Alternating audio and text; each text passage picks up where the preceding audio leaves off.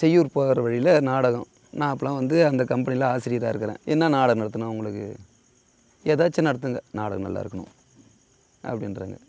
நீங்கள் என்ன எதிர்பார்க்குறீங்க? முதல்ல நாவல்ஸா புராணமா? உங்கள் கிராமத்தில் என்ன எதிர்பார்ப்பீங்க, என்ன விரும்பி பார்ப்பீங்க நீங்கள் சொன்னால் தான் எங்களுக்கு தெரியும். அது சொன்னால் தான் அதுக்கேற்ற மாதிரி நாங்கள் நடித்து காட்ட முடியும். நாங்கள் எல்லாம் நாவல்ஸும் நடிப்போம், புராணமும் நடிப்போம். உங்களுக்கு என்ன வேணும்னா ரெண்டுத்தையும் கலந்து நடத்து போ அப்படின்ட்டு அவங்க எழுந்து போயிட்டாங்க. நாங்கள் நடிக்கிறது அவங்களுக்கு மனசுக்கு திருப்தி இல்லை. பொழுது விடைஞ்சிது. நாடகம் முடிச்சிட்டோடனே போய்ட்டு குறைஞ்சது ஒரு மணி நேரமாக என்னங்க பேமெண்ட் பண்ணுங்க, நாங்கள் கிளம்புறோம் அப்படின்னு நின்று இருக்கிறோம். அவங்க ரொம்ப எங்களை டார்ச்சர் பண்ணுறாங்க. என்ன நடிச்சிங்க, நீங்கள் என்ன பண்ணீங்க? செல்லில் எடுத்து போட்டு காமிக்கிறாங்க. இது நீ தானே ஆடின, இந்த ஊரில் ஆடி இருக்கிறல்ல.